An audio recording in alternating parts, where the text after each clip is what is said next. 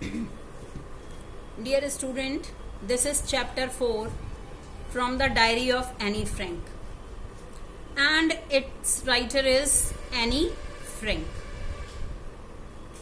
In this chapter, you will read about the life story of Annie Frank, who was a Jewish girl, and she was born in January on June 12, 1929.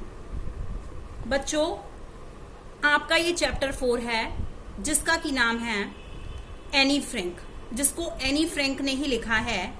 Anne Frank जो है एक Jewish girl थी जो कि Germany में 12 June 1929 में born हुई थी।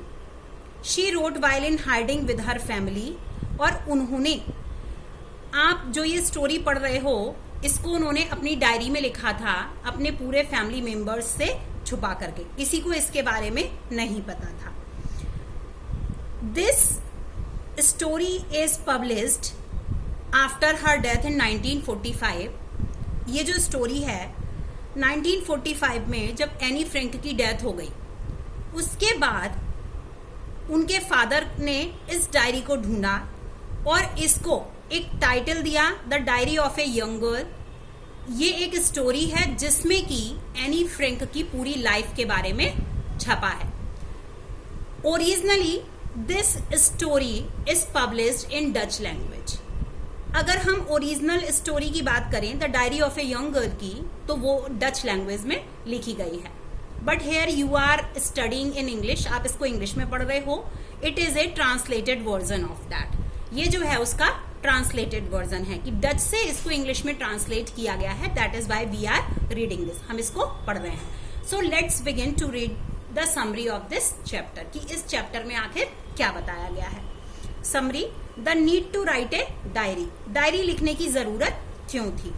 Annie thought that no one would like to read the diary of a 13-year-old girl. Annie जो थी उसका सोचना था, वो ये सोचती थी या ये मानती थी कि एक 13 ईयर की जो लड़की है उसकी डायरी को कोई भी पढ़ना नहीं चाहेगा। She wanted to write the diary as she felt a great need to do so. अब उसने डायरी लिखना क्यों शुरू किया? क्योंकि उसका मानना यह था कि उसे ऐसा करना चाहिए था या वक्त के हिसाब से उसे इसकी जरूरत थी। She wanted to lighten her burden. वो जो थी अपना बर्डन कम करना चाहती थी। बर्डन मीन्स जो कुछ उसके माइंड में थॉट्स आते थे वो चाहती थी कि वो उसको लिख करके थोड़ा कम कर ले। She thought a diary is just like a dear and sincere friend. Annie का मानना था कि डायरी जो है एक बहुत प्यारी और एक बहुत ट्रू फ्रेंड होती है। One can express once heart in a diary. Any मानती थी कि कोई भी व्यक्ति अपने पूरे दिल को, दिल in this sense full once heart means कि हमारे मन में अच्छी या बुरी जो भी बातें आती हैं, जो हम किसी इंडिविजुअल से नहीं कह सकते, वो हम अपनी डायरी में लिख सकते हैं। She did not have such a friend, so she thought of writing the diary. Any जो थी उसका कोई भी सच अ फ्रेंड मीन्स कोई ट्रू फ्रेंड नहीं था, इसलिए उसने डायरी में लिखने के बारे में सोचा। Although she had a good family and a number of friends, यहां तक कि एनी जो थी उसका बहुत अच्छा परिवार था, and a number of friends, और उसके बहुत सारे दोस्त भी थे। But she could talk to them about ordinary things only. लेकिन वो सोचती थी कि वो अपने सारे फ्रेंड्स या रिलेटिव्स जो भी फैमिली मेंबर्स थे उनसे सिर्फ साधारण बातें कर सकती थी। In the diary she found a real friend. Diary में वो जो था अपना सच्चा फ्रेंड ढूंढती थी। She called this friend kitty, और वो जो थी उसने अपनी इस फ्रेंड को, फ्रेंड मीन्स डायरी को, किटी नेम दिया था। वो अपनी डायरी को किटी के नाम से बुलाती थी। A brief sketch of Annie's life. Brief means short, sketch means description of Annie's life means any के जीवन का शॉर्ट डिस्क्रिप्शन। डिस्क्रिप्शन मीन्स विवरण। Annie felt that a brief sketch of her life was necessary for an understanding of her stories given in the diary.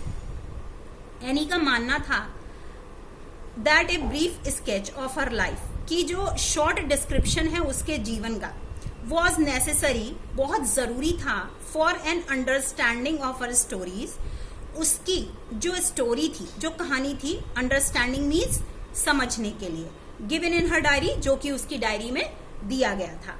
She tells that her father was 36 and her mother 25 when they got married. अब यहाँ पर any जो है वो अपनी family के बारे में बताती है कि उसके फादर जो थे वो 36 इयर्स के थे और उसकी मदर जो थी वो 25 इयर्स की थी जब उन्होंने शादी की थी. Her sister Margot was born in Germany in 1926, और जो उसकी एल्डर सिस्टर मार्गोट थी वो जनवरी में 1926 में बॉर्न हुई थी. And she herself was born on 12 June 1929, और जो एनी थी वो खुद जो थी 12 जून 1929 में बॉर्न हुई थी. Annie and her sister were sent to Holland to stay with their grandmother. अब एनी जब थोड़ी बड़ी होती हैं तब एनी और उसकी सिस्टर मार्गोट दोनों को हॉलैंड भेज दिया जाता है उनकी grandmother means father's mom means दादी, उनके साथ में रहने के लिए. Her parents had already gone there, उनके पेरेंट्स जो थे वो वहां पहले ही चले गए थे. She joined Montessori nursery school, वहां पर एनी जो है मॉन्टेसरी नर्सरी स्कूल ज्वाइन करती हैं. Mrs Kuperus was the headmistress there, Mrs Kuperus जो थी वो वहां की हेड मिस्ट्रेस थी, यानी कि प्रिंसिपल थी. ग्रैंडमदर, अब यहाँ पर इसमें जो है उनकी जो ग्रैंडमदर थी मीन्स दादी जो थी, उनका डिस्क्रिप्शन है. Any had great love for her grandmother, any जो थी उनको अपनी ग्रैंडमदर से बहुत ज्यादा प्यार था. इन 1941 द ग्रैंडमदर फेल इल, 1941 में एनी की जो ग्रैंडमदर थी वो बीमार पड़ गई. She had to be operated upon, और यहाँ तक कि उनका ऑपरेशन भी करना पड़ा. शी डाइड इन 1942, लेकिन ऑपरेशन के बाद उनकी तबीयत जो थी उसमें कोई ज्यादा सुधार नहीं आया और 1942 में जो थी उनकी दादी डाइड हो गई. Anne lit a candle in the memory of her grandmother on her own birthday that year. Anne ने क्या किया, lit a candle means candle जलाई in the memory of her grandmother, अपनी ग्रैंडमदर की याद में, ऑन हर ओन बर्थडे अपने ही birthday means जन्मदिन पर, दैट ईयर उसी साल. मीन्स जब 1942 में एनी की ग्रैंडमदर नहीं रही तब अपनी ग्रैंडमदर की मेमोरी में एनी ने अपने जन्मदिन पर कैंडल्स जलाई थी. The whole class waiting for the result and feeling nervous. अब इसके बाद क्या होता है, एनी जो है थोड़ा थोड़ा जब बड़ी होती हैं तब क्लासेस में जब वो इतनी मैच्योर हो जाती हैं कि आगे क्या होगा, रिपोर्ट कार्ड डे आता है, एनुअल डे आता है, जिस दिन सारे बच्चे जो हैं अपने रिपोर्ट रिजल्ट का वेट कर रहे हैं और बहुत ज्यादा नर्वस हो गए हैं. Annie addresses her diary as Kitty and tells about her class. अब एनी जो कि अपनी डायरी को किटी एड्रेस करती हैं, किटी बुलाती हैं, तो उसमें लिखती हैं अबाउट हर क्लास, अपने क्लास के बारे में. All the students are afraid, सारे बच्चे जो थे, स्टूडेंट्स जो थे वो बहुत ज्यादा डरे हुए हैं. They do not know whether they will enter the next class. वो ये नहीं जानते थे कि वो दूसरे क्लास में, नेक्स्ट क्लास में मीन्स वो पास होकर के नेक्स्ट क्लास में जाएंगे या नहीं. The students have made bets about one another. जो इस क्लास के स्टूडेंट्स हैं उन सब ने बेट्स मीन्स होता है शर्त लगाना, उन्होंने आपस में एक दूसरे से शर्त लगाई थी. Some of them have staked the whole of their savings. उनमें से कुछ ऐसे बच्चे भी थे जिनकी होल ऑफ देयर सेविंग्स, उन्होंने जितनी भी सेविंग्स की थी, सेविंग्स मीन्स बचत करना, वो पूरी ही हैव स्टेक्ड मीन्स दांव पर लगा दी थी. Most of the student think that any will pass. और ज्यादातर बच्चे ये सोचते थे कि एनी जो है वो जरूर ही पास हो जाएगी. But Annie is not sure due to mathematics. Annie को मैथमेटिक्स बिल्कुल पसंद नहीं था और बहुत अच्छे से आता भी नहीं था, इसलिए एनी जो थी बिल्कुल श्योर नहीं थी मैथमेटिक्स की वजह से. All the students have been encouraging one another. अब सारे ही बच्चे जो थे वो एक दूसरे को एनकरेज कर रहे थे. Annie's talkative nature. अब एनी जो है उसका नेचर कैसा है, टॉकेटिव है, वो बहुत ज्यादा बोलती है. Annie talks much in the classroom. Annie class में बहुत ज्यादा बोलती है. There are 9 teachers who take their classes. उसकी जो पूरी क्लास है उसमें 9 टीचर्स हैं जो उसको सब्जेक्ट्स पढ़ाते हैं. Mr Keesing teaches them maths. Mr Keesing जो हैं वो इन बच्चों को एनी के क्लास में मैथ्स पढ़ाते हैं. He gets annoyed with Annie because of her talkative nature. वो जो है ज्यादातर उससे नाराज रहते हैं. क्यों? क्योंकि एनी जो थी वो बहुत ज्यादा टॉकेटिव थी, क्लास में बहुत ज्यादा बोलती थी. As punishment he gives her extra homework. और पनिशमेंट के रूप में जो मिस्टर कीसिंग थे वो अक्सर एनी को एक्स्ट्रा होमवर्क दिया करते थे या देते हैं. He asked her to write an essay in a chatter box. अब जब उनको गुस्सा आ जाता है बहुत ज्यादा एनी को बातें करते हुआ देखकर, तो वो एनी को एक एसे देते हैं लिखने के लिए और उसका टॉपिक होता है chatter box.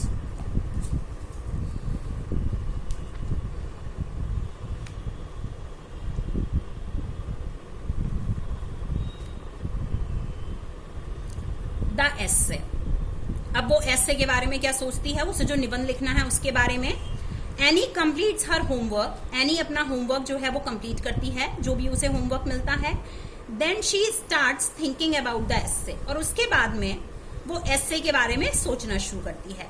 She writes that talking is the trait of a student. अब वो क्या लिखना शुरू करती है कि टॉकिंग मीन्स बातें करना जो है वो स्टूडेंट्स का ट्रेट मीन्स नेचर, स्वभाव है.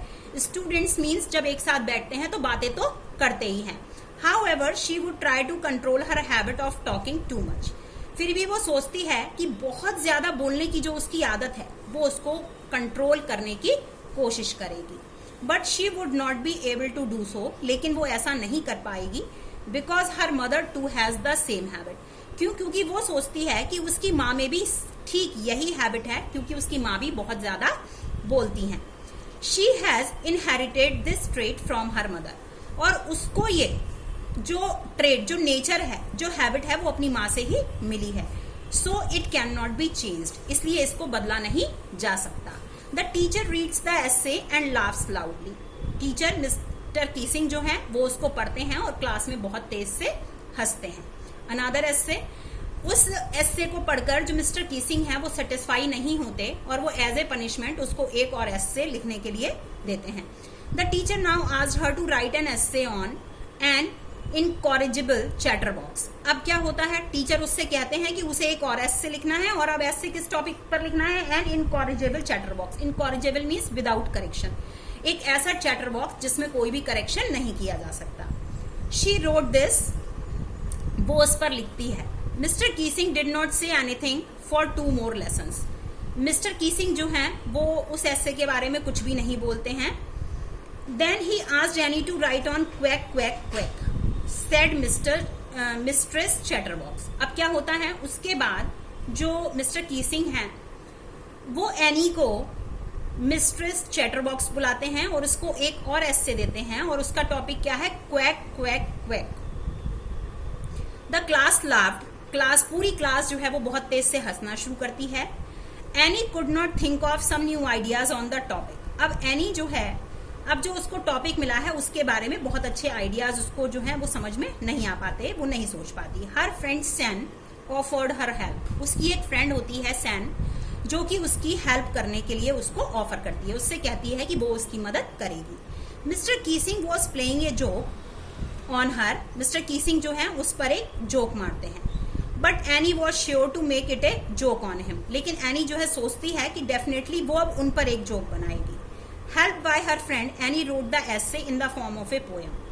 अब क्या है, वो अपनी फ्रेंड सैन की मदद से एनी जो है एसे लिखती है in the form of poem means in the form of a verse. Verse means होती है पोएम. प्रीवियसली उसने क्या किया था, एसे का जो फॉर्मेट होता है सिर्फ उस फॉर्मेट पे उसने लिखा था, बट इस बार उसने क्या किया, एक पोएम के फॉर्म में एसे को लिखा. No extra work to any. अब क्या होता है, उस एसे को पढ़कर Mr Keesing who was very strict with the student, जो कि स्टूडेंट्स के साथ में बहुत ज्यादा स्ट्रिक्ट थे, उनका माइंड जो है वो चेंज हो जाता है और अब वो एनी को एक्स्ट्रा होमवर्क देना बंद कर देते हैं. No extra work to any. अब एनी को कोई भी एक्स्ट्रा वर्क नहीं मिलता है. Annie writes that there were 3 baby ducklings of the father swan and mother duck. अब एनी क्या लिखती है कि एक फादर स्वान है और मदर डक हैं, उनके जो हैं 3 baby ducklings हैं, उनके 3 डकलिंग्स हैं, 3 बच्चे हैं. The swan bit the ducklings to death for quacking too much. अब जो स्वान है, जो फादर स्वान है, वो अपने डकलिंग्स को जो है काट काट के उनको जो है मार डालता है. क्यों? क्योंकि उसके बच्चे जो हैं वो बहुत ज्यादा क्वैक करते हैं, मीन्स बहुत ज्यादा बोलते हैं. The teacher took the joke in the right spirit. अब टीचर को वो जोक जो है वो एकदम सही जगह लग जाता है, मीन्स उसका जो कहने का जो थीम था वो मिस्टर कीसिंग को समझ में आ जाता है। He no longer gave extra work to Anne for talking. अब एनी जब कभी भी बात करती है तो उसके एक्स्ट्रा बात करने पर भी मिस्टर कीसिंग उसको कोई भी एक्स्ट्रा होमवर्क नहीं देते हैं। क्यों? क्योंकि इस पोयम के थ्रू जो लास्ट एस्से एनी ने लिखा था उसके वर्ड्स के थ्रू मिस्टर कीसिंग जो उनके मैथ्स टीचर थे उनको समझ आ गया था कि बच्चे जो है कभी कभी बोलते हैं तो उसका मतलब ये नहीं है कि उनको हमेशा जो है पनिश किया जाए। Mr Keesing also started cracking jokes. उसके बाद से मिस्टर कीसिंग ने अपने नेचर में थोड़ा सा चेंजेस किए और वो भी बच्चों के साथ में मिक्सअप होकर के कभी कभी उनके साथ में बातें करने लगे, जोक्स क्रैक करने लगे। I hope you will understand this.